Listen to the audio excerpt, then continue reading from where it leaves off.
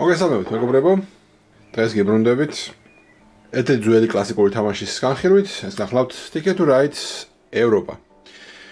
მისი დიზაინერი გახლავთ ალან მური და გამომცემელი რა თქმა უნდა Days of Wonders-ი.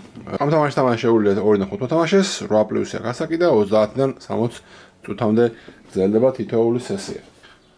რა თქმა უნდა ჩვენს არხზე უკვე ნახავდით Basic Ticket to Ride-ის მიმოხილვას. თუმცა თქვენ თხოვნით წერთ ვიდეოს Ticket to Ride Europa-ის შესახებ და თავარი რა თქმა უნდა გამოსხივებელი ნიშანი არის ის რომ რუკა არის შესვლელი, აქ აქვს ევროპა, ედინბურგიდან ერზრუმამდე და იქაც პეტროგრადიდან, გერდა მოსკოვიდან ლისაბონამდე.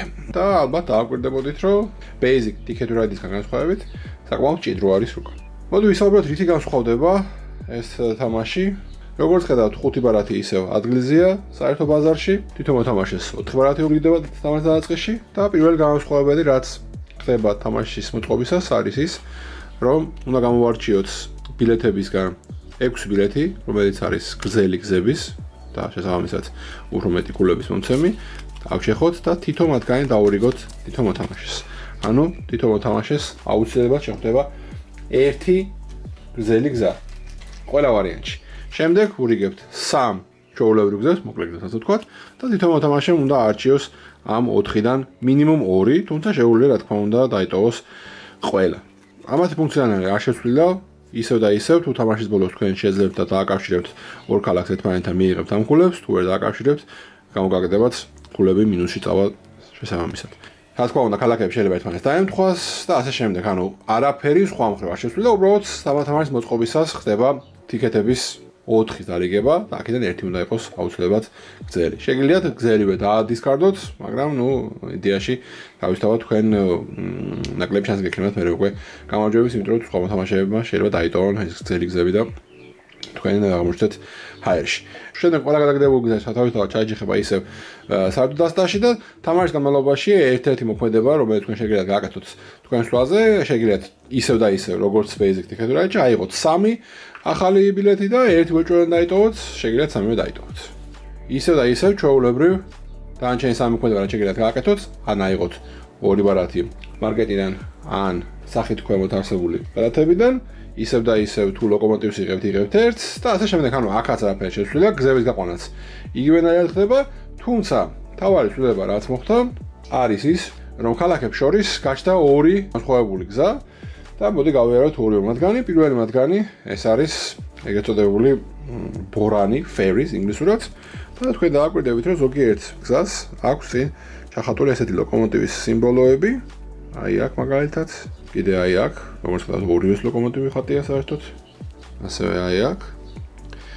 და ასე შემდეგ. მოკლედ, თქვენ ჩვეულებრივ ნაცრისფერი გზების შემთხვევაში, ანუ იყენებთ ერთ რომელიმე ფერს, მაგალითად 4 მწვანე, ან ასე შემდეგ, თუმცა რამდენი ესეთი ლოკომოტივის სიმბოლოც იქნება, იმდენი ლოკომოტივი უნდა გადააგდოთ. ანუ აუცილებლად უნდა გამოიყენოთ ერთი ლოკომოტივი ამ შემთხვევაში, ან ამ შემთხვევაში 2 ლოკომოტივი.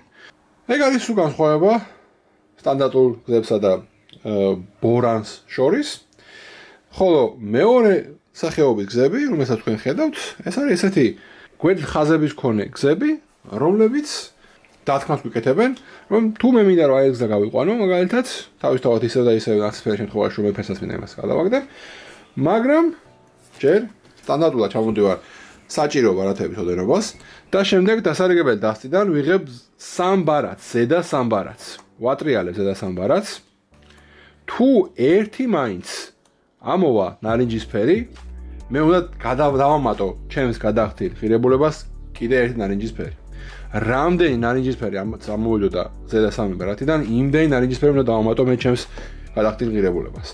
იგივე წესი მოქმედებს, რა თქმა უნდა, ლოკომოტივზეც, იმიტომ რომ ლოკომოტივი ყველაფერი არის და შესაბამისად ლოკომოტივი რა ხარ მომივიდა მე ერთი, ჩემი ხელიდან უნდა გადავაგდო ერთი ნარინჯისფერი. რახან მე არ მაქვს ეს ნარინჯისფერი, ჩემ გადახდილ ღირებულებას ვიბრუნებ უკან, ჩემი სულ მთავრდება და ეს ამოტრილო ბრათები მიდის. თუ მე მექნებოდა ნარინჯისფერი ჩემს ხელში, ან რა თქმა უნდა ლოკომოტივიც, მე დავამატებდი ჩემს ჩამოსულ პირველად ღირებულებას შესაბამის ნარიჯისმეს ან ლოკომოტივს და ამ შემთხვევაში მე გავიყვანდი აქ გზას. ამ გზებს ქვიათ მიწისქვეშა გადასასვლელები, ტუნელები, გვირაბები და უბრალოდ დამატებითი ღირებულება არის თუ რა თქმა უნდა არ გაგემართლა. რა თქმა უნდა თქვენ შეგიძლიათ დათვალოთ ისევე როგორც სტანდარტულ Ticket to Ride-ში აქაც არის 8 ფერი, თითოეული ფერის 12 ბრალად შეხვდება თქვენ დასტაში და 14 ლოკომოტივია.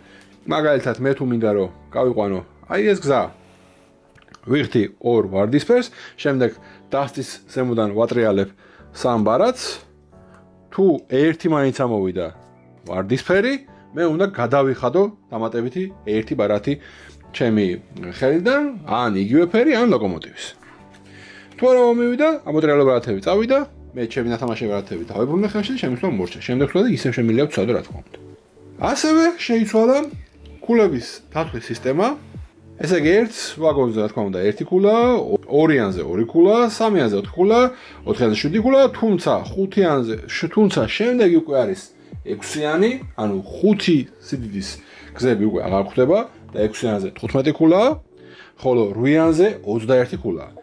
8-იანი გვაქვს მხოლოდ 1 და ისიც აი ეს სტოკჰოლმიდან პეტროგრადამდე და გადის მიწისქვეშა გზა, როგორც ხედავთ, შესაბამისად 8 ბარათი უნდა გადაიხადოთ და მე კიდე 3 უნდა ამოატრიალოთ, როგორც ახლა ნახსენით. კიდევ ერთი დამატებითი ცვლილება, რაც შევიდა თამაშის წესებში, არის ასე ვთქვათ, საჭიროება თამაშის მექანიკიდან გამომდინარე, როგორც ახლა ვთქვით, რუკა საკმაოდ შემჭიდროვდა და ძალიან ბევრი უკვე საშუალება გაჩნდა იმისა, რომ ერთი ქალაქი დაიბლოკოს. შესაბამისად, შემოვიდა ეს ახალი მექანიკა.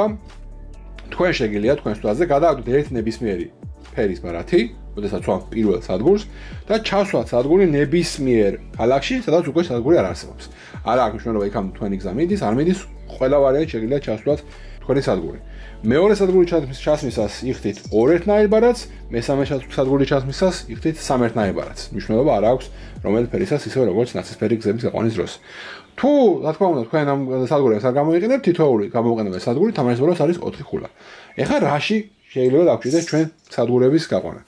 წარმოვიდგინოთ ესეთი სიტუაცია, რომ ჩემი დავალება თხოვს მე რომ პარიზი დააკავშირო ვენას. ვენა, როგორც ხედავთ, სრულიად აკეტილია, როდესაც 2 მოთამაშეებს თამაშობთ, შეგახსენებთ, რომ 2 მაგი გზებისგან ერთი როგორც კი დაიკეტება, მეორე ავტომატურად დაკეტილია 2-ში და 3 მოთამაშეში. შესაბამისად, ვენაში მისასვლელი ფიზიკურად არ არსებობს. ამ შემთხვევაში მოთამაშეს შეუძლია გადაიხადოს ნებისმიერი ერთი ფერი და თუ ეს პირველი მისი სადგურია, ეს სადგური ჩასვას დაუშვათ ვენაში. ან მეორე ვარიანტია, შეუძლია ჩასვას მიუნხენში. ეხლა მოდი გავიაროთ ორივე შემთხვევა. დაუშვათ ჩასვა ვენაში. ვენაში ჩასვლის შემთხვევაში თამაშის ბოლოს მოთამაშეს შეუძლია ნებისმიერი გზა, რომელიც შედის ან გამოდის ვენაში ან ვენიდან, ჩათვალოს თავისად ბილეთის შესრულების მიზნით. ამ თამაშის ბოლომდე ამას არ გავალდებულოთ. რო წარმოვიდგინოთ ვირტუალურად თვითონ ეს გზა არის ჩვენი იმისთვის რომ პარიზს დავაკავშიროთ ვენას. დაუშვათ სიტყვაზე ვთქვათ ვიღაცა სხვა მოთამაშემ, არა აქვს მნიშვნელობა დაუშვათ რაღაც ეს რო ყვითელი იყოს, ჩადგმული აქვს აქ უკვე სადგური. ამ შემთხვევაში ჩვენ შეგვიძლია მიუნხენში ჩავდგათ სადგური და მიუნხენიდან ვენაში მიმავალი გზაც ჩავთვალოთ ჩვენ გზად და ამ შემთხვევაში ჩვენ პარიზს დავაკავშიროთ ვენას. ესე იგი, სადგურის ფუნქციონალი არის ის, მარტო თუ დავიმახსოვროთ, რომ სადგურის ქალაქიდან ან ქალაქში შემავალი ნებისმიერი გზა, რომელიც უკავშირდება სხვა ქალაქს თავისთავად, შეგვიძლია ჩავთვალოთ ჩვენად მხოლოდ ბილეთის შესრულების მიზნისთვის. რატო ვაკონკრეტებ ახლა ამას? თავისთავად ამ პარიზი ვენა მე ჩამეფრება თამაშის ბოლოს ხულად, თუმცა რა თქმა უნდა, ეს ყველაზე გრძელი გზის დათვლისას არ გამომადგება, რადგან ეს რეალურად უკვე სხვისი გზა არის და ამ შემთხვევაში სადგური არაფერში დამეხმარება. თუ ეს მომენტი თქვენთვის გასაგებია, სხვა დამატებითი წესები ამ თამაშში არ არსებობს. სადგურის თემა ჩაემართა მექანიკურად, განსხვავება ეხება. გზების შემთხვევაში ორი განსხვავებული გზა დაგვემატა, ერთი უბრალოდ ლოკომოტივს თხოვს, რამდენი ნახატი ენა ლოკომოტივი და მეორე უბრალოდ დამატებითი რაათების მენეჯმენტს თხოვს. სულ ეს არის, რაც კი ცვლილებები ხდება ამ თამაში. შეიძლება თქვენ არ მოგეწონათ, იმიტომ რომ შემჭიდროებული გეჩვენოთ უფრო თელი რუკა, თუმცა სადგურების მომენტს თუ დაამოღამებთ, ძალიან მარტივია მე უკვე ამ წესებითაც თამაში.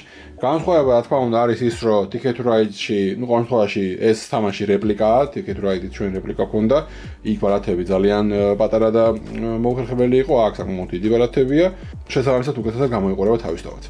სულ ეს არის Ticket to Ride Europa, თუ რამე კითხვები გექნებათ, სტანდარტულად მოიწერეთ ჩვენს გნებავთ Facebook page-ზე, გნებავთ ამ ვიდეოს კომენტარებში და ლაიქეთ რა თქმა უნდა ვიდეო. გამოიწერეთ ჩვენი არხი და ითამაშეთ მეტი ბორდ გეიმები.